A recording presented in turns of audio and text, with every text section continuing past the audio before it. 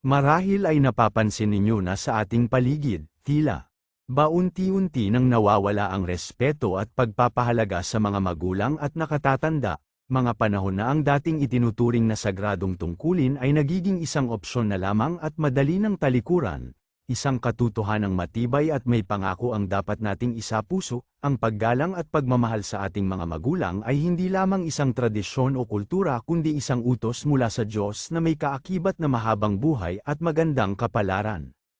Dahil sila ang naging instrumento niya upang tayo ay mabigyan ng buhay at palakihin.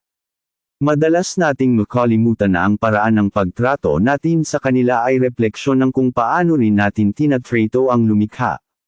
Ito ang payo ko sa inyo base sa katotohanan, huwag ninyong hayaang maging sanhi ng pagkakalayo ang kayabangan, pera, o pagkakaiba ng pananaw. Dahil ang pagsuway at kawalan ng respeto ay nagdadala lamang ng sumpa at kalungkutan sa ating buhay. Diretsahan lang tayo, sa panahon ngayon na tila lahat ay pantay-pantay na at nawawala na ang takot at delikadesa, dapat nating maintindihan na ang ating responsibilidad ay alagaan at pahalagahan sila habang nandyan pa sila at huwag na nating hintayin na mahuli ang lahat bago tayo kumilos. Tandaan ninyo, ipinahayag mismo sa Biblia na, igalang mo ang iyong ama at ang iyong ina, na siyang unang utos na may kasamang pangako.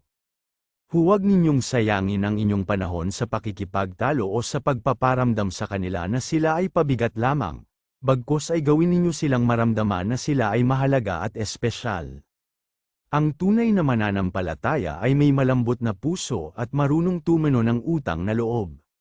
Sa huli, mare-realize ninyo na ang pinakamagandang regalo na maibibigay natin ay ang ating oras, pag-aalaga, at pagmamahal habang sila ay kasama pa natin, kaya simula ngayon, mahalin at igalang ninyo sila ng buong puso, sundin ang kanilang mabubuting payo, at hayaan ninyong ang inyong kabutihan sa kanila ang maging daan upang buksan ng Diyos ang mga bintana ng langit para sa inyo, dahil iyan ang tanging paraan upang mamuhay ng may basbas at dangal.